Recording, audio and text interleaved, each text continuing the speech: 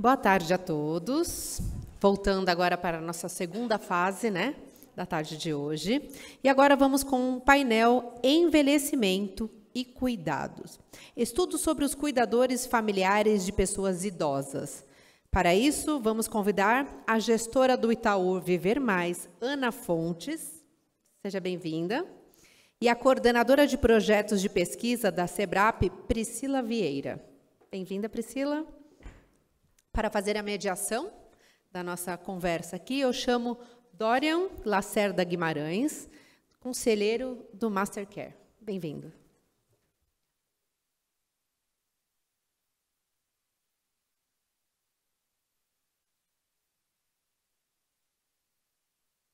Primeiramente, agradecer a participação de vocês que estão investindo um tempo aí para saber um pouco mais, de ter conhecimento da pesquisa que está sendo feita dos perfis dos cuidadores. E como nosso tempo sempre é muito justo aqui, né, nós estamos aí uns 40 e poucos minutos até 2h15, eu vou deixar de fazer muitas apresentações e deixar logo para a gente começar joga no que interessa, né? Bom, tá contigo. Obrigada, prazer estar aqui. Boa tarde para todo mundo que está aqui hoje. Eu vou fazer uma apresentação breve desse estudo, que chama Estudo sobre Cuidadoras Familiares de Pessoas Idosas.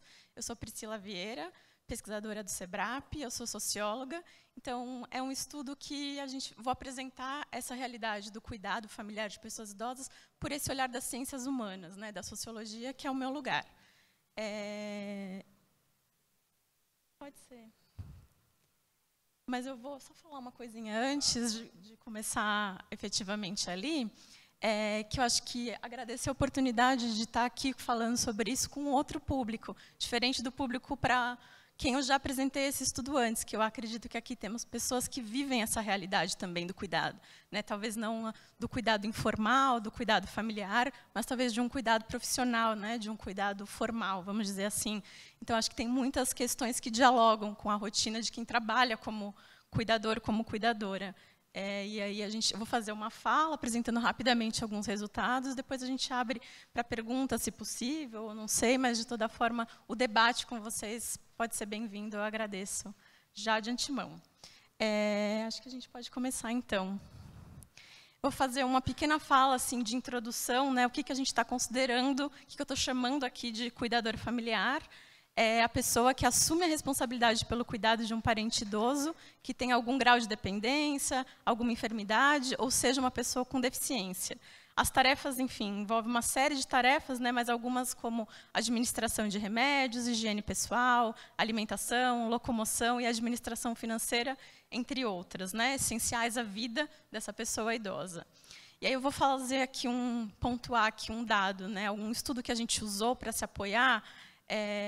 Estima que no Brasil 85% das mulheres e 90% dos homens idosos que demandam cuidado são cuidados em casa por algum parente, por algum familiar e sem receber remuneração. Acho que é importante colocar essa informação aqui antes, né, da gente se aprofundar, que eu acho que isso mostra um pouco o tamanho da importância da gente olhar para essa realidade.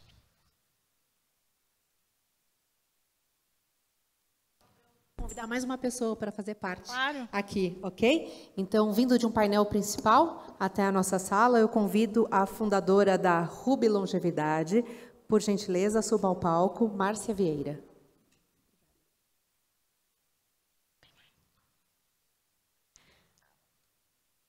Boa tarde, Márcia. A gente já começou. Vou seguir aqui, pode ser? Então, tá ótimo, obrigada. Vou fazer alguns pontos, então, de partida para a gente, para pontuar de onde a gente partiu, né, antes de entrar nos resultados do estudo. Eu acho que tem uma coisa que todo mundo aqui, né, deve compartilhar um pouco dessa informação, mas, enfim, o aumento da expectativa de vida, né, aqui no Brasil e no mundo amplia e intensifica as demandas de cuidado de pessoas idosas. Então, a gente partiu disso. E, pensando no contexto brasileiro, tem uma realidade de falta de políticas públicas de cuidado, né? E a responsabilidade acaba recaindo sobre as famílias. E as famílias precisam arrumar arranjos diversos para lidar com essa necessidade. No Brasil, esse tema do cuidado ainda não possui o espaço que deveria, né? Não possui muito espaço no debate público, pelo menos não um espaço condizente com a urgência que a gente acredita que tenha. Acho que temos alguns avanços, né? A gente vê que a produção acadêmica vem aumentando, né? A produção acadêmica sobre esse tema vem aumentando, vem crescendo, mas o cuidado exercido nos domicílios por familiares, de modo informal, ainda não é muito estudado. Então, isso foi uma fagulha, né? Que a gente tentou explorar também um pouco por isso, né? Esse tema. E é isso, o cuidado familiar ele é a dimensão mais invisível de um fenômeno que já é, né, caracterizado pela invisibilidade, de alguma forma. A gente partiu também de alguns pressupostos, e um deles foi o convite a olhar para o tema do cuidado das pessoas idosas pelo enquadramento da cidadania, e como uma demanda pública e uma responsabilidade de toda a sociedade. O cuidado das pessoas idosas é um trabalho, né, mesmo o cuidado familiar, exercido de forma informal, ele é um trabalho, a gente parte desse pressuposto, e, além disso, é um trabalho feminino, via de regra, e que goza de pouco reconhecimento simbólico e monetário na sociedade brasileira. Então, a gente partiu daqui. Vou passar rapidinho por alguns objetivos do estudo. O primeiro deles foi compreender em profundidade a rotina dessas cuidadoras familiares e as possibilidades ou impossibilidades de conciliar essa tarefa com outras atividades importantes, como trabalho, estudo e lazer. A gente buscou identificar os impactos, né, da responsabilidade desse cuidado na vida dessa pessoa, pensando na vida profissional, social e emocional. A gente busca, né, com esse estudo, contribuir para a produção acadêmica sobre o tema, qualificar o debate público e sensibilizar a sociedade. E, por fim, sinalizar as lacunas e oportunidades para intervenções do poder público, do setor privado e da sociedade civil. Vou passar rapidinho pela metodologia, mas acho importante pontuar que é um estudo qualitativo. A gente se apoiou em entrevistas em profundidade, em observações etnográficas na casa de 11 mulheres cuidadoras familiares. A gente fez essas entrevistas nas residências delas para poder também combinar com observações sobre a casa, sobre o espaço, sobre as relações familiares, para entender também um pouco da rotina mesmo, como que ela era vivida. Todas as entrevistadas desse estudo são de São Paulo, do município de São Paulo, de diferentes perfis de idade, renda e situação ocupacional. A gente buscou um grupo diverso, e esse trabalho de campo foi feito em maio de 2023. Então, aqui é um estudo com uma investigação aprofundada da rotina de cuidado de 11 mulheres cuidadoras familiares. Vou apresentar os estudos, só explicando que a gente vai dividir por 6 dimensões. O estudo buscou aprofundar essas 6 dimensões, né, que eu estou chamando aqui de 6 eixos temáticos. O primeiro é de trajetórias de cuidado, então, como que chegaram àquela situação, quais as decisões, as possibilidades e impossibilidades que levaram àquele arranjo de cuidado que a gente encontrou. Uma investigação sobre a rotina de cuidado, sobre a dimensão laboral e a possibilidade ou impossibilidade de combinar esse trabalho de cuidado em casa com outras atividades de trabalho remuneradas. A dimensão financeira, a dimensão emocional e a dimensão políticas públicas. Pode começar agora a falar um pouquinho desses resultados. Eu vou passar bem rapidinho por alguns highlights de cada um desses eixos e tentar apresentar algumas falas. Algumas falas e algumas imagens que a gente colheu nesse estudo. Então, acho que, falando de trajetória de cuidado, como chegaram naqueles arranjos que a gente encontrou. Uma questão muito importante que chamou muita atenção em todos os casos é a falta de planejamento, né, para o envelhecimento, que leva as famílias a arranjos improvisados em torno do cuidado de familiares idosos. Isso foi praticamente unânime nos 11 casos que a gente estudou. E aí o que a gente encontra é que, nesses arranjos improvisados, as mulheres se tornam as principais responsáveis pelo cuidado, tanto devido ao vínculo afetivo que elas têm com aquela pessoa idosa, quanto por uma, talvez, maior flexibilidade de tempo. Mas a realidade é que, se alguém da família precisa renunciar a um emprego para cuidar de um familiar idoso, provavelmente vai ser uma mulher. A gente encontrou uma questão moral muito forte envolvida nessa decisão, né, de cuidar desse familiar dentro de casa, que leva essas mulheres a enxergar esse cuidado como uma missão de vida, como uma obrigação, e muito pouco como um trabalho. O cuidado não é visto mesmo por elas como um trabalho. A gente encontrou também uma recusa por alternativas de cuidados exteriores à família, né? Alternativas tanto governamentais quanto privadas tendem a enfrentar alguma resistência dentro das famílias e são associadas a um certo descaso ou negligência. A gente vai voltar um pouquinho a esse tema mais para frente. Mas, só fechando aqui esse tópico, a decisão pelo cuidado familiar passa, então, pelo vínculo, né, pelo afeto, por uma dimensão de moralidade, possível obrigação, além da falta de opções alternativas de cuidado acessíveis e confiáveis. Vou falar para vocês agora umas falas ligadas a esse tema. Não enxergo daqui, mas eu vou tentar ler aqui uma fala de uma das cuidadoras, a primeira cuidadora que a gente entrevistou. Ela fala: se existir uma mulher na jogada, é ela que vai assumir esse tipo de cuidado. Infelizmente, não é uma coisa dividida. Isso não é perguntado, não te dão chance nem de você falar nada. Né? Aqui é um relato de uma das nossas entrevistadas. E outra que diz: eu jamais colocaria numa clínica. Ela criou a gente a vida inteira, não existe isso. Quem tem que cuidar dela é a gente. Aí acho que aqui, né, um pouco dessa coisa de temos essa obrigação com essa pessoa e, ao mesmo tempo, a fala de uma cuidadora que diz: ela era a única irmã da família, é a minha obrigação, nem me perguntaram, simplesmente passou a ser a minha obrigação dentro da minha família. E aqui tem uma foto de uma mãe e uma filha, eu acho que é uma foto bem bonita, que mostra também um pouco dessa questão do vínculo, né, entre a cuidadora e a sua mãe.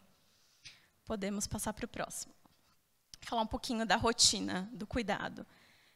A rotina do cuidado dentro de casa ela é implacável, ela é rígida, né, as demandas desse cuidado se impõem de forma muito forte mesmo. Para que essas rotinas de cuidado funcionem bem, precisa haver um planejamento muito grande. Né? A questão do planejamento, precisamos de planejamento, não pode sair do planejamento, apareceu muito nas entrevistas. Sair da rotina é muito desafiador. O cuidado dentro das famílias normalmente é centralizado em uma figura que passa a ser essa cuidadora principal, não é distribuído de forma igual no grupo familiar. Algumas tarefas até são compartilhadas, como compra de alimento e, eventualmente, fazer companhia para essa pessoa idosa, mas os cuidados de maior intimidade ou complexidade são realizados exclusivamente por uma cuidadora que é enxergada dentro do grupo familiar como cuidadora principal. Importante também ressaltar que, via de regra, elas não têm dias de folga. Né? Todos os dias são dias de cuidado. Não existem finais de semana de folga, os finais de semana são iguais aos outros dias. Então, a gente ouviu muito em campo essa frase: todo dia é igual. E isso significa que todo dia tem trabalho, então é um trabalho muito exaustivo. Né? É importante pontuar isso. E, além do mais, o cuidado demanda alguns conhecimentos específicos, vocês, obviamente, sabem disso, né? Habilidades e competências que não são triviais e que nem sempre são fáceis de serem encontradas e obtidas. E essas mulheres que assumiram esse papel não estavam qualificadas para isso, né? Elas não fizeram um curso para isso, elas tiveram que buscar esses conhecimentos por outras formas à medida que essa necessidade surgiu na vida delas. E elas, por isso, expressam uma certa insegurança, né, à medida que elas se veem nesse desafio. E relatam a busca desse conhecimento por meio de observações, da prática e de pesquisas na internet e até cursos. Aqui tem uma fala aqui, né, de uma das nossas entrevistadas, uma das cuidadoras, que eu acho que expressa bem essa questão da dificuldade dessa rotina. Ela diz: a dificuldade é que é de segunda a segunda, é igual. Então, você tem sempre as mesmas coisas a serem feitas. É banho, é comida, os cuidados. Você está sempre à disposição de alguém. Você pode estar cansada, mas você pode até estar com sono, mas você tem que fazer. Né? Acho que é isso. A rotina é implacável, né? Eu traduzi assim. Essa rotina de cuidado familiar é implacável. Aqui falando um pouco, então, da dimensão laboral, né? Que é a possibilidade de conciliar esse cuidado exercido dentro de casa com outras atividades de trabalho remunerada. O que a gente observou é que a falta de rede de apoio efetivo e essa rotina implacável que eu descrevi brevemente aqui, ela faz com que as cuidadoras tenham que se afastar do mercado de trabalho. Muitas tentam, né, essa conciliação por um tempo, mas é muito desafiadora. É muito difícil conciliar essas demandas impositivas com outras atividades produtivas. E quanto maior a necessidade de assistência que essa pessoa idosa que elas cuidam tem, maior o desafio. Ao mesmo tempo, quanto menor a participação de outros membros da família no cuidado, menor a possibilidade delas conseguirem, de fato, conciliar. Na prática, só é possível a realização de um conjunto limitado ou esporádico de atividades produtivas. Essas cuidadoras relatam, uma boa parte delas, né, relataram que gostariam de aumentar essa carga de trabalho remunerado, seja por necessidade financeira, gostariam de ter uma renda, gostariam de contar com essa renda do próprio trabalho, seja pelo prazer ou realização despertados pela atividade de trabalho. Isso apareceu com muita força. Elas dizendo que gostariam de ir trabalhar porque faz bem para a cabeça, porque é uma terapia, porque é uma realização, porque dá prazer. E elas não conseguem, então isso gera uma grande frustração. O trabalho de cuidado familiar é mais facilmente conciliado com algumas atividades, né, principalmente aquelas que podem ser realizadas dentro de casa, com jornadas parciais ou flexíveis, e que não exijam respostas imediatas. Então, algumas conciliações são possíveis dentro dessas limitações. Aqui, elas falando sobre uma fala, né, de uma das cuidadoras sobre o que o trabalho representa para ela. Ela diz: eu comecei a fazer algumas necessaires. Eu gosto de fazer, eu posto na internet, mas não paga conta, né? Conta é só aposentadoria mesmo. Então, ela tenta gerar renda por outros meios, mas ela diz, não é o suficiente para gerar uma renda que pague conta. Conta é só mesmo a minha aposentadoria. E aí, com isso, eu faço o gancho para o próximo tema, que é a dimensão financeira. Um dos achados do estudo é que as cuidadoras familiares possuem muito pouca autonomia financeira. Elas dependem muito da rede da pessoa idosa de quem elas cuidam ou de alguns arranjos familiares de remuneração simbólica, como ajudas de parentes. Mas a maioria delas não consegue se organizar financeiramente, guardar dinheiro ou mesmo custear seus próprios gastos pessoais. O que a gente observou é que as cuidadoras mais jovens têm uma dificuldade financeira ainda maior à medida que as cuidadoras mais velhas do estudo contavam com aposentadorias e pensões que davam alguma tranquilidade.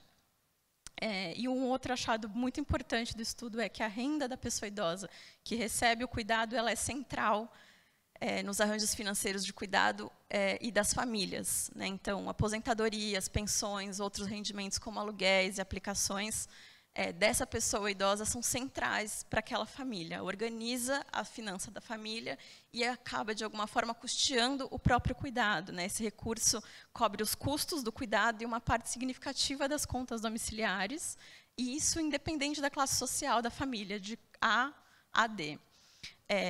E esse recurso pode, inclusive, contribuir, de alguma forma, né, ser uma colaboração financeira para as cuidadoras familiares como um tipo de compensação monetária pelo trabalho realizado. Então, acho que isso reforça a importância desse recurso, das aposentadorias, dessas pensões, dessas pessoas idosas nesse momento da vida. E aqui também já deixando uma provocação, né, da relevância desse tipo de benefício previdenciário para as famílias, né? Então, é importantíssimo a gente ter em mente que esses recursos previdenciários são importantíssimos para as famílias, e a gente não pode perder isso de vista.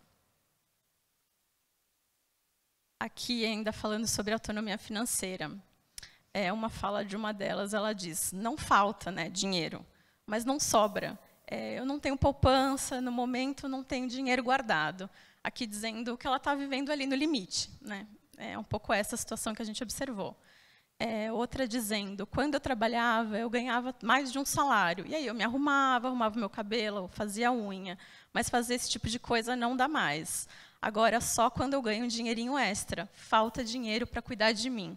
Isso a gente ouviu com muita frequência, e com isso eu faço o gancho para o próximo tema, que é o tema da dimensão emocional, que a gente observou que essa dedicação ao cuidado familiar de pessoas idosas traz impactos emocionais negativos, né? Essa rotina implacável que eu descrevi, a fragilidade da rede de apoio cria uma situação estressante, né, de esgotamento emocional.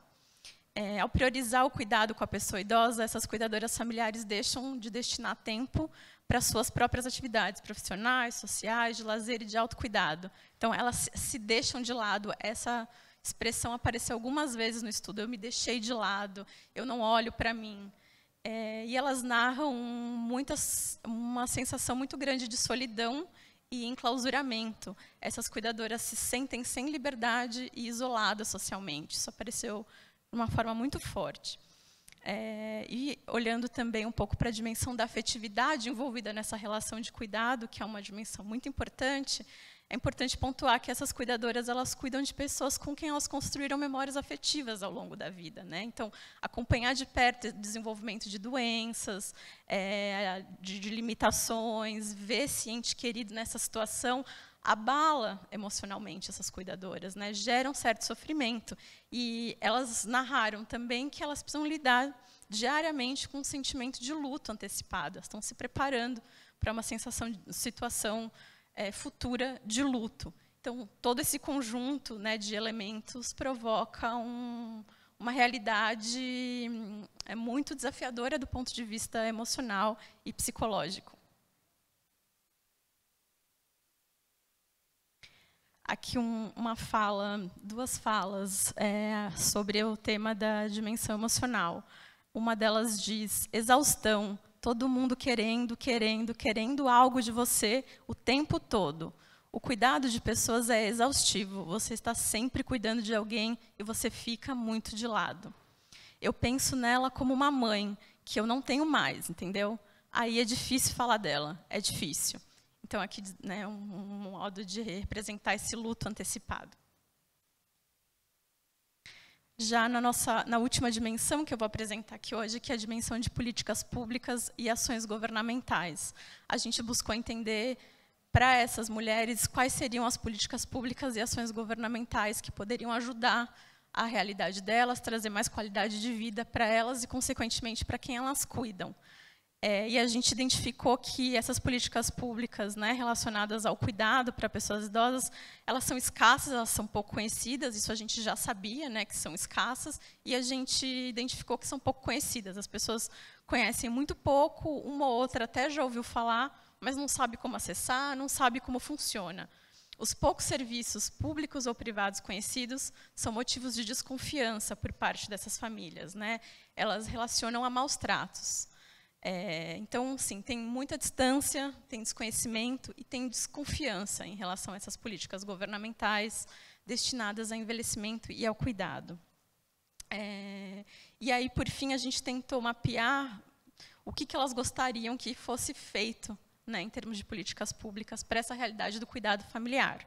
E elas deram algumas sugestões, como, por exemplo, auxílio financeiro como uma compensação pelo trabalho de cuidado, atendimento e suporte psicológico para quem cuida, isso apareceu com muita frequência, recursos de informação e conhecimento técnico para o desempenho do cuidado em casa, tempo de cuidado contabilizado para aposentadoria, entre outras, né? Essas aqui são as principais.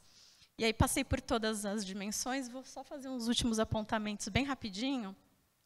Por favor. Pode passar. Para a gente fechar aqui dentro do tempo. Pode passar. Um slide. Isso. Aqui deixar assim 3 apontamentos, né, para a gente pensar juntos, e essas que são questões para colocar para o futuro. Que, olhando do ponto de vista da academia, da produção de conhecimento, que eu acho que tem uma necessidade de mais estudos sobre esse tema, né, sobre o cuidado familiar. Ele ainda é um tema incipiente, apesar de tocar a realidade de praticamente todas as famílias em algum momento. Pensando em direitos e políticas públicas, eu acho que está mais do que na hora, né, da gente fortalecer essa perspectiva da cidadania na discussão sobre o cuidado. Pensar em direitos das cuidadoras familiares e direitos de quem demanda cuidado, e não só em termos de deveres e obrigações da família. E pensando na dimensão cultural, por fim, eu acho que é urgente uma transformação cultural e a construção de novas representações sociais sobre o cuidado, visando tanto o bem-estar de quem cuida, quanto de quem recebe o cuidado. E aí, com isso, eu encerro a minha fala, agradecendo mais uma vez e abrindo aqui para a nossa conversa. Obrigada. Priscila, muito obrigada por essa contribuição, dando também as minhas boas-vindas como anfitriã. Me desculpe, Ana Fontes e Priscila. Eu não pude resistir e não aceitar um convite para participar de um debate na arena principal sobre o envelhecimento da comunidade LGBTQIA+. Então, por isso, eu me atrasei aqui, mas era algo, eu precisava estar presente, porque é um chamado que a gente não pode negar. Então, o conselheiro da Mastercare, o Dória, me representou aqui, que é um filho cuidador, então ele tem lugar de fala, Ana, porque ele também é um cuidador dos pais, e cuidou da mãe, e agora cuidador do pai. Muito obrigada. E esse estudo que vocês trazem é um estudo que nos dá voz, como mulheres, filhas cuidadoras, né? Eu tive a honra de viver uma jornada de 10 anos cuidando do seu José Vieira Sobrinho. A experiência, a inspiração desse cuidado, os desafios desse cuidado, nos ajudou, junto com uma equipe de médicos e de especialistas, criar a Mastercare Brasil, porque nós percebemos que uma das grandes dificuldades era a capacitação dos filhos para o cuidado, a preparação das filhas para o cuidado, além dos cuidadores formais. Ampliamos e chegamos a esse congresso que vocês estão fazendo parte. Então, essa história toda é uma história de uma filha cuidadora que transformou os desafios do cuidado, da jornada de cuidado com o seu pai e agora com a mãe, junto, obviamente, com uma equipe, com sócios, com conselheiros, a gente pôde chegar a esse congresso, que é o CONACARE, que está na sua 2ª edição, que os eixos são cuidadores, formais e familiares, como vocês trazem na pesquisa, o cuidado, que foi o tema da parte da manhã, como estão sendo cuidadas as pessoas idosas no Brasil. A gente teve aqui a presença da Secretaria Nacional dos Direitos da Pessoa Idosa, a doutora Alexandre Silva, nos deu a honra de estar com a gente ontem no Hub Longevidade, e hoje a doutora Simone Bonfim. E falando de política pública também, a Prefeitura de São Paulo esteve aqui conosco, a Secretaria de Saúde, de Vigilância e Atenção Básica, falando do PAI, que é o Programa de Acompanhamento das Pessoas Idosas. E trouxemos a Prefeitura de Londrina, a primeira Secretaria da Pessoa Idosa do Brasil. Desde 2000, Londrina vem se preparando para o envelhecimento e cuidado da população. Então, a pesquisa de vocês está conectada com todo esse eixo de cuidadores, de cuidados, e como o Brasil vai se educar para a longevidade da população. Porque, eu vou trazer um dado para vocês, aqui está publicado no nosso site, hoje nós temos 37,7 milhões de pessoas 60 a mais no Brasil. Estou encontrando aqui para não falar nenhum número errado. Nós temos 37,7 milhões de pessoas 60 a mais no Brasil. Destas, 58% apresentam comorbidades e, portanto, demandam ou demandarão algum tipo de cuidado. Então, nós estamos falando de mais de 20 milhões de pessoas, né? Estou fazendo a conta certa aí, né? Que demandam ou demandarão algum tipo de cuidado. A pergunta é, quem vai cuidar? É automático que a mulher vai assumir esse cuidado e vai sentir culpa se ela não assumir? A filha, a nora? Vai ser assim, nós vamos seguir dessa forma e tornando essas mulheres invisíveis no papel de filha cuidadora, de profissional, de cuidadora do lar, cuidadora dos filhos. Vai ser assim? Nós vamos repetir? Não que haja problema. Minha mãe foi a cuidadora das pessoas idosas da família, se desdobrou, é uma inspiração, mas nós estamos vivendo um outro momento da sociedade. O papel da mulher foi ampliado e ninguém está falando sobre isso, né? Nós queremos, sim, cuidar dos nossos pais, mas nós precisamos de apoios. No mínimo, que nos ouçam. No mínimo, que percebam que não é automático e natural você assumir o cuidado de pai e mãe. E se você tomar a opção de que um residencial seguro é o melhor lugar, que as pessoas não te olhem com estranhamento. Não te olhem, puxa vida, colocou pai e mãe no asilo. Porque ainda tem isso. A filha que pode ter acesso, os filhos, e levar os seus pais para residirem numa ILPI, que já é algo muito privilegiado no país, ainda tem que viver o fardo das pessoas falarem, mas como você não está cuidando do seu pai e da sua mãe em casa? Então, a gente precisa discutir amplamente esse papel de filhos, de filhas, né, do papel da mulher e dos filhos que cuidam. A pesquisa de vocês coloca luz nesse tema. A gente agradece a respeito disso. vocês estarem falando aqui agora para essa plateia presencial, mas nós estamos com milhares de pessoas online. O nosso painel aqui hoje é para dizer, vocês não são invisíveis. Nós ainda não temos todas as respostas, nós não temos ainda toda a política pública necessária para apoiar, mas vocês não são invisíveis. Nós estamos olhando, sim, pelas filhas e pelos filhos que estão cuidando dos pais e que, às vezes, o direito até de não ter condição emocional de cuidar. E também por isso é julgado. Porque nem todos nós estamos preparados e preparadas para cuidar das pessoas que foram o nosso alicerce. Porque quando essas pessoas, os nossos pais, estão mais frágeis, muitos de nós não têm força emocional para cuidar deles. Então isso tem que ser respeitado. Isso tem que ser respeitado. A pessoa, às vezes, ela não está ali do lado de uma mãe com Alzheimer todo dia porque ela não tem suporte emocional para isso. É muito desafiador. É muito desafiador. Você ter um pai acamado, um homem que foi forte a vida inteira, e de repente você ter que ver um cuidador, ou você própria ter que fazer a higiene do seu pai, é preciso muita coragem, muita força. E a gente tem que respeitar as pessoas que não se sentem, os filhos que não se sentem preparados. Mas nem por isso a gente tem que abandonar as pessoas idosas. Nem por isso a gente tem que abandonar a longevidade tão aclamada, essa dádiva, a gente abandona por despreparo. Então, eu só quero agradecer a participação de vocês. Vou passar para a Ana, que vai nos trazer uma fala também muito importante. O Itaú Viver Mais está fazendo um papel extraordinário. Parabéns ao SEBRAP, parabéns ao Itaú Viver Mais, uma das primeiras empresas nesse Brasil que está olhando para o público 50+, de verdade. Né? Eu participei agora da avaliação dos projetos, né? Projetos de todo o país, apoiados aí, pelo Fundo da Pessoa Idosa. Tive o privilégio de trabalhar como especialista na avaliação. Que bom! E aqui também, né, online, nos permite que o Nordeste esteja nos assistindo agora, o Norte do país, o Sul, o Centro-Oeste, o Sudeste, para a gente também entender que o Brasil não é São Paulo, né? São muitos, né? Então, nós temos vários países dentro de um país, com culturas, com a diversidade. Então, é dizer para todos esses filhos e filhas, estamos lutando, estamos buscando mais política pública, sim, e que as empresas, tal qual o Itaú Viver Mais, acordem para esse tema. Inclusive, é pauta de ESG, não é, Dória? Que a gente fez um podcast sobre isso outro dia. Dizer para as empresas, é pauta de ESG. Como estão os filhos trabalhadores que cuidam dos pais nas suas empresas? Como eles estão? Como que eles estão se desdobrando? Como que as suas executivas, as suas gestoras, as suas trabalhadoras, as suas operárias, como que elas estão conseguindo se desdobrar para cuidar dos pais e trabalhar e cumprir a carga horária, as metas? Então, que as empresas também despertem para esse tema. É o que a gente está fazendo principalmente no Hub Longevidade, que nós estamos inaugurando aqui na feira.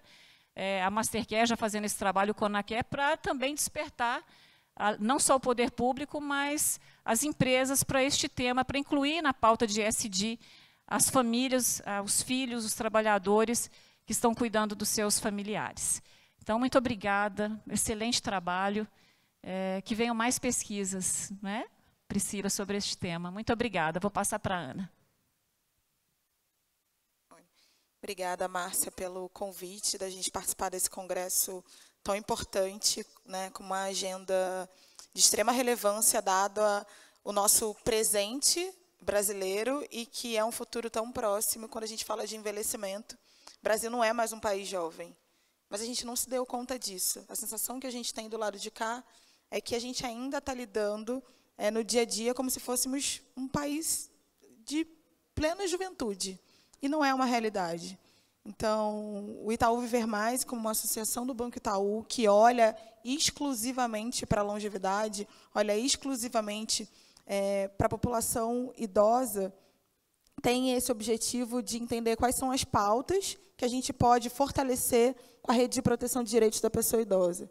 Então, e aqui eu estou falando de iniciativas privadas, ou seja, outras empresas, organizações da sociedade civil organizada, governo, enfim, academia, o que essas instâncias a gente pode fomentar do lado de cá, enquanto Itaú Viver Mais, para que eles se fortaleçam e deem conta dessa população nos seus territórios. Que eu falo, né, muita audácia, a gente em São Paulo, com um time extremamente competente, mas que tem um olhar reduzido do Sudeste, quando a gente está num país de tamanho continental. Então, seria muita audácia mesmo achar que a gente daria conta de uma pessoa idosa do Norte, por exemplo. É uma outra realidade. E dada essa percepção e essa lucidez, faz com que a gente, então, tome a estratégia de vamos apoiar quem está no local. Então, vamos apoiar o governo local, as organizações locais, os centros de pesquisas que têm esse domínio, para que aí, então, eles consigam atuar de maneira assertiva com essa população. E aí, por isso, a gente trouxe a questão do cuidado, que não vai se acabar nessa pesquisa, porque, de fato, é algo que é invisibilizado hoje ainda, e todos nós, se não passamos, vamos passar, e se não passamos, conhecemos alguém que passa. O cuidado é uma realidade, o cuidado informal e formal. Aqui, no caso, a gente se debruçou sobre uma pesquisa qualitativa, para cuidadoras informais. Então, sou eu, a Márcia, a Priscila, o Dória, enfim, cada um de vocês que estão aqui cuidam, mas a gente ainda olha também, enquanto sociedade, para o cuidado na infância. Então, a gente se preocupa muito com as nossas crianças, e que é legítimo e fundamental, porque envelhecer é a última fase da vida, então significa que a gente está olhando para a primeira e que vai impactar nessa velhice, mas o fato é, tem uma jornada, e a gente não está dando conta desse cuidado durante a jornada. Então, todos acabam sendo impactados. A pessoa idosa, que está acima de 60 anos, precisando receber esse cuidado de uma pessoa que tem 30, 40, 20, enfim, não importa. O fato é que essa pessoa, às vezes, não está preparada nem tecnicamente, e aqui a gente percebeu na pesquisa, né, que muitas olhavam o YouTube de maneira bem superficial sobre como eu dou um banho para minimamente garantir que quem eu estou cuidando vai, né, ser banhado da melhor forma, que eu vou também ganhar tempo com isso para poder praticar outras coisas na minha rotina. Então, essa pessoa, esse adulto, ele também acaba sendo impactado por conta dessa invisibilidade. E aí, no final, ele vai ser também uma pessoa idosa com uma bagagem de desafios que faz com que essa velhice não seja da maneira que a gente lutou tanto para ser. Eu sempre gosto de falar também sobre isso, né? A gente lutou por décadas e décadas e décadas, querendo viver 100 anos. Mas esses 100 anos, para serem vividos com qualidade, para serem vividos com devido respeito e dignidade, e com os direitos sendo exercidos, significa que a gente tem que olhar para isso agora. Eu tenho que olhar para isso agora porque eu tenho um filho de 6 anos e quero que ele tenha uma velhice, que ele vai ter uma mãe velha do qual ele vai estar amparado, seja pela política pública, seja porque a gente teve a oportunidade de se planejar. Mas aí vem outro ponto. A desigualdade social brasileira ela é muito grande. Então, quem é que está pronto para se planejar hoje sobre o seu futuro? E aqui esse planejamento é em diferentes dimensões. Então, eu estou falando da dimensão financeira, estou falando da dimensão social, estou falando da dimensão de políticas públicas, acesso a lazer, a alimentos de qualidade. Então, isso não é uma fala e uma narrativa que se resume a um banco, por exemplo. É sensacional que a gente esteja olhando para isso, mas não se restringe a nós. Todas e absolutamente todos nós, iniciativa, outras empresas de outros setores, o governo, a sociedade, cada um que está aqui ouvindo, faz parte dessa construção. E a gente precisa se apropriar disso. Porque eu estou com 38, segunda-feira faço 38 anos, então, daqui a X tempo, eu vou estar com 60, e aí, diante do recorte político que a gente estabeleceu, eu vou ser considerada uma pessoa idosa. E aí? Como é que vai ser isso para mim? Né? Como é que vai ser isso para cada um de nós? Então, acho que fica aqui essa provocação. A gente está aqui fazendo o que é possível, né? E o que é possível de maneira mais genuína. Eu sou muito grata também às parcerias. Então, sou grata a essa parceria do SEBRAP, que é de longa data e que espero que siga por muito tempo, com essa pesquisa de cuidados de uma maneira ampla, mas a gente também sabe, se debruçou sobre isso durante a pesquisa, que olhar de maneira ampla também é esquecer outras camadas, outras dimensões. Então, quando a gente fala de mulheres negras que cuidam, é uma dimensão profunda e que a gente tem que entender que a base da sociedade brasileira é cunhada por mulheres negras. E, né, e Angela Davis tem uma máxima, né, a mulher negra ela é a base, ela é a estrutura da sociedade. Então, quando ela se move, toda a sociedade se move junto com ela. E isso é fundamental para que a gente tenha em mente que também é uma aliança de pessoas negras e de pessoas brancas, porque todos nós fazemos parte dessa sociedade, volto a dizer. Então, a gente tem que olhar para os dois lados e para as duas dimensões que isso impacta. Mas pessoas trans, por exemplo, a expectativa de vida é de 35 anos. Uma pessoa trans no Brasil hoje tem uma expectativa de vida de 35 anos. Não dá para a gente achar que isso está normal. E não dá para a gente aceitar isso enquanto sociedade. Enfim, acho que fica esse exercício. E aí, só para finalizar minha fala, porque eu quero ouvir o Dorian também, que é um filho cuidador, e que é uma exceção diante da pesquisa, porque é isso, né? O cuidado ele é feminino, mas trazer também que essa pesquisa tem um desdobramento, então a gente levantou esses achados e agora a gente está com um grupo focal de mulheres cuidadoras para ouvi-las o que a gente, enquanto instituição, pode fazer e que faça sentido para elas. Porque, volto a dizer, é muito confortável eu, no meu lugar, dizer, vamos fazer isso, uma ação incrível, e não fazer sentido. E não é isso que a gente quer. Então, a gente está conversando com elas para entender o que faz sentido dentro das nossas possibilidades. E um dos pontos que já foi levantado eu não consigo falar de dinheiro, por exemplo. A gente trouxe uma série de perguntas dos quais seriam possíveis da gente trabalhar e elas não conseguem problematizar o lugar do dinheiro. E aí é isso, falar de finanças e falar de dinheiro é falar da nossa independência, da nossa autonomia. Não tem como falar de autonomia se a gente não fala da dimensão financeira. Então, a gente já teve uma conversa, enfim, que eu estou abrindo aqui, mas quantos passos atrás a gente vai ter que dar até que eu consiga, de fato, falar de temos X serviços e produtos que vocês possam acessar. Porque isso a gente já tem, mas elas não acessam, porque não se sentem pertencentes nesse lugar. Então, vamos voltar a umas casas e vamos incluí-las, entendendo que elas têm esse poder e esse direito, para que elas possam cuidar de quem precisa ser cuidado, mas que, acima de tudo, elas também podem se cuidar e se acolher, inclusive na autonomia e na dimensão financeira. Acho que é isso. Ok. Oi. Nossa, desafio aqui.